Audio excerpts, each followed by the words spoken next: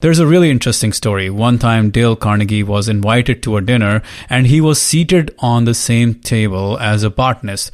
Carnegie had a home garden, so Carnegie started asking the botanist about botany, and the botanist went on for hours talking to him about botany.